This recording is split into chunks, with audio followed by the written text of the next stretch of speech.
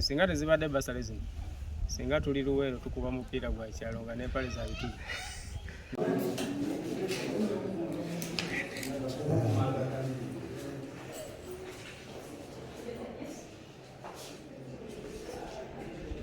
Fresh Kid, Yes, sir. ogamba otya?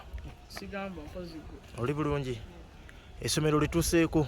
tuuse. Hana? Yeah, ntana. Mbeera ki gy'osanzeewo wano oze ku ssomero lino? Nsanzeewo embeera ebadde ennungi, essomero ddungi, ddene, ligazi, ba staff members bonna babadde very welcoming. Era sofa kyenakalaba kirungi banambuzizza. It's a very good school, by developing our talents. So yeah, ntuuse era embeera ebadde ennungi nnyo kati ninda kutandika. Otandika ddi?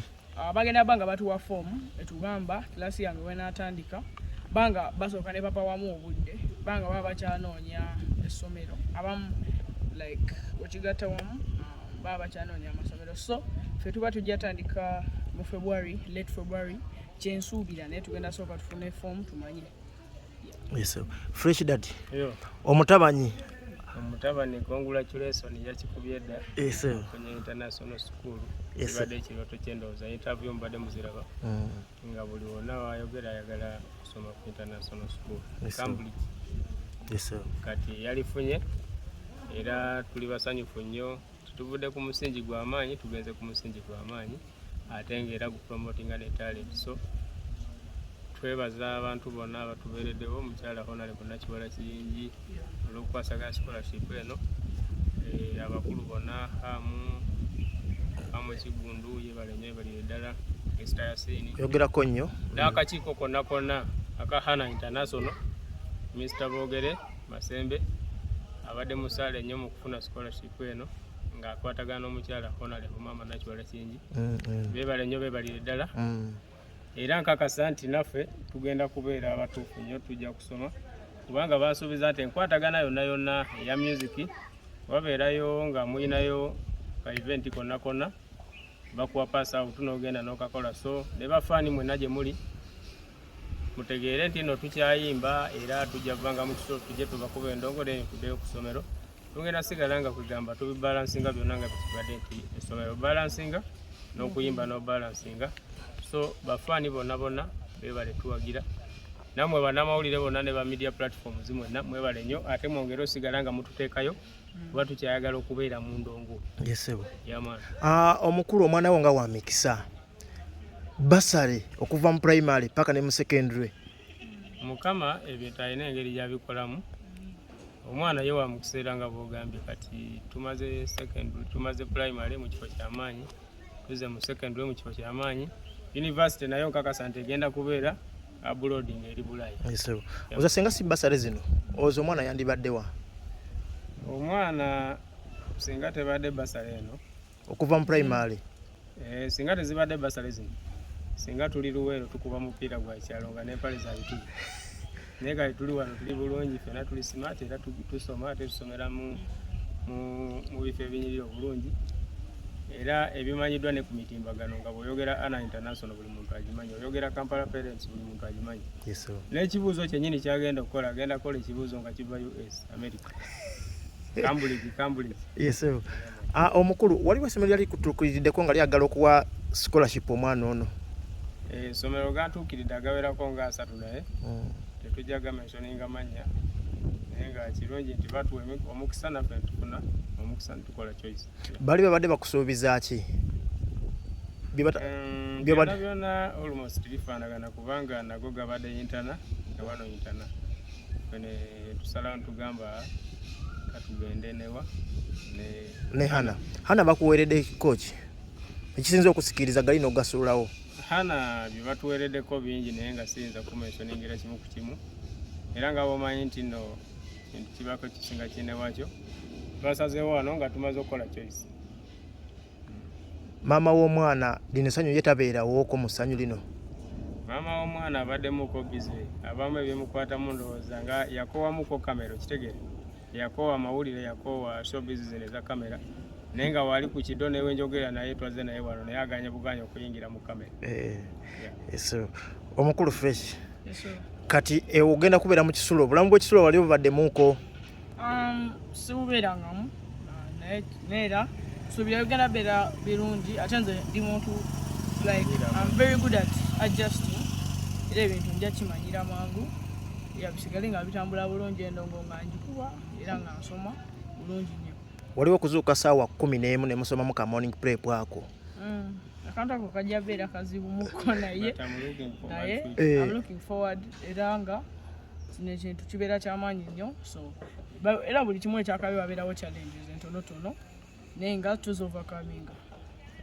Yes, bakuwadde paka senior 4? Paka senior 4 ejagenda okugwa nga aba university besetinza tubeera mu ssaala buli kiseera. Mukyala Kiwala Kiyingi kiki yakuzuulamu Fresh Kid kyogamba nti kino mukulaba okukwo? Mwebaza nnyo okubeera nti nno sure his advices me era yandaba nga nakatandika era yaŋŋamba yandabamu ekitone era nandaba ng'omwana omulungi asobola okubeera nga ali very useful to our country nga girepresentinga kyova olaba yankwatako era mpaka nakati akyankwatiddeko ate nga tukyali naye. Gwe mubeera naye agamba yagala osome ki?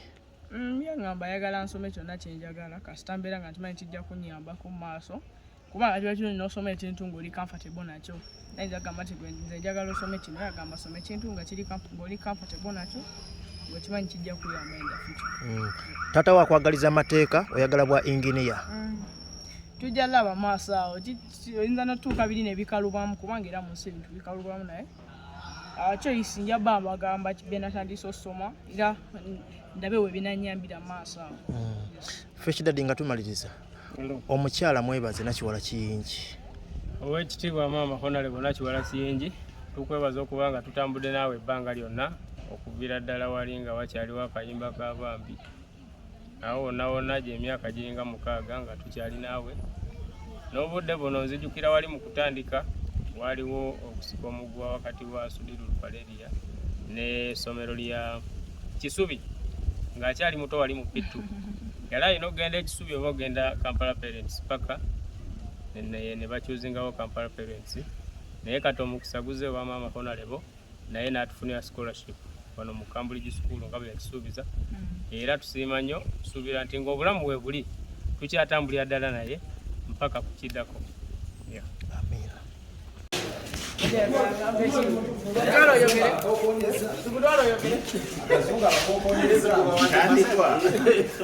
Bali bakulu be abalaze ntono kulo bali mu year 10 that is like senior 3 babira bakulu be kyekiro Fresh Kid wamanga superstar kyokoze kyekyo superstar bakolako ki naye kirungi nti bonna baana bawano baana bakkakkamu they are very friendly but ajja kuba lunaku lumu ng'alinga abaddewo omwaka kati basupasita ku ssomero mulinako bameka? Fresh Kid yekka gwe mulinako? depends on which area mu sports tulina bangi abaana bwe bali bazannya bulungi nange ngenda beera omuko nona sports ozannya kyokusinga naye gwe oli wa video game ssebo? Uzanya ne Rudo.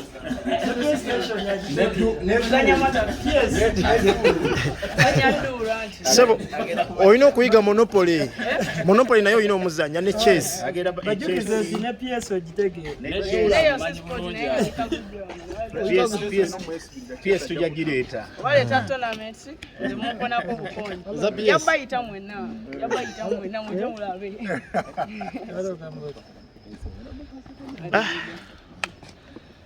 Manyi go mangi sono lyomuko ejo ogenda osomeranga ssebo? Ogenda somerawa eri wansi eyo? Yes sir. Nalabye dda kati nefune fomu mbisomesomemu manye nkiringe waka asibanye byagoyi ngade waka nze nafuna dda njagenda ate wade kirungi sitandikiddewo bade kembade manya amasimba bagakiriza buli lunaku ne bagakiriza ku weekend. Ewamwe babadde bagakkiriza gy'obadde osoyita kubanga bagakiriza weekend. Why? Akepiyese ba primary tebayinza kukkiriza wano baweetaaga okukola research. Ze Ahmed Bogere Masembe ni representative wa directorship ya Hana International School. Owekitiibwa Nakiwala kama wange oyo twemanyi ebbanga ddene bwe nali nkyakola CBS nga wakitiibwa Mengo nga tukolagana ffenna era ne bwe nali nga nkola ebyange ebirala byonna nga ye omuntu anyangwire okwogerezeganya n'okugaidinga wano nawali. So this time around weeyalabe nga alina obwetaavu bw'omwana omu ku baana babadde azze ng'akwatako ng'ayetaaga basale. Yankubira essimu ng'ambuuza Hannah bw'eyinza okuyambako ku ekyo. Nemugamba no Hannah nno tegaba basale. Kyova olaba nti yateeka school fees zaayo wansi, buli muntu yenna alwane asobole bakwasaganyiza wamu okutwala education mu maaso. Naŋŋamba kituufu naye ku Fresh Kid nze nkwasaganya onyambye otya. Kye nakola ne njogera ne directorship, ne njogera n'abantu ab'enjawulo ne tukkiriziganya ne mbasaba scholarship bagimpe. Manye essomero terigaba naye bagimpe. Ne bakkiriza bagimpadde mugamba w'ekitiibwa scholarship gisufunye omwana ajja asome era bwe tutyo Fresh Kid kwe kwesanga ng'ali mu Hannah International School. Babadde balinamu okutya nti engeri gyali young celebrity anaabeerawo atya ne mbaga nti mu Hannah agudde mu watuufu because Hannah has been nurturing celebrities, young celebrities, abaana ab'enjawulo bali mu East Africa's Got Talent, Ezekiel ne Esther baali wano. Waliwo Lia Namuddu oyo environmental activist abeera mu New York ng'ali mu conferences ezennene abuulira abantu ku bya environment abadde wano yakamala senior 6 mu 2023. Bangi abaana sinza kumenyera mu sports namu bangi so wano Fresh Kid ajja kuba waka era bajja mukwata bulungi batyamu singa abayinayo byagenda okukolebwa eri wabayinayo ebivulu n'okuyishi tugana tujja bajja tuwa program gye basuubira kubanga still akyali mwana era akyasoma. Bajja tuwa program gye basuubira bakwatagane ne head teacher era amuyambeko nga babadde ayamba abalala bonna abasooseewo abali mu status ez'enjawulo nga balina bye bayinza okukola ate nga bebasoma kubanga essomero terina kubeera kukomera. Terina kubeera nti omwana ajja kusoma atatte ekitone ekirala. So byonna tulina okubitumbulira wamu era ne kiba nti ajja kuyambibwa nga bwe kyetaagisa. Yes, kale Muyimba Sonko nga nkola mu Office of the President n'Owekitiibwa Nakiwala Kiyingi. Mukimanyi bulungi Owekitiibwa Nakiwala Kiyingi ye Minisita yawummula wa by'abaana n'abavubuka ate ng'era mu kaseera ke kamu ye Senior Presidential Advisor in charge of youth and gender. N'olwekyo tumwebaza olw'okubeera nti nno atutte omukisa guno okubeera ng'afunidde Fresh Kid Scholarship mu Hannah International. Hannah International somero ly'amaanyi lya kitiibwa ate nga lirondeddwa olw'okubeera nti nno lyabaffe abaawano. Mukimanyi bulungi nti Haji Hamis Kigundu y'omu ku directors mu ssomero lino kale kwegamba asobola okuyigiriza omwana omutima ogukola ensimbi, omutima ogwagala ensi ye, omutima ogulwanirira bannayuganda.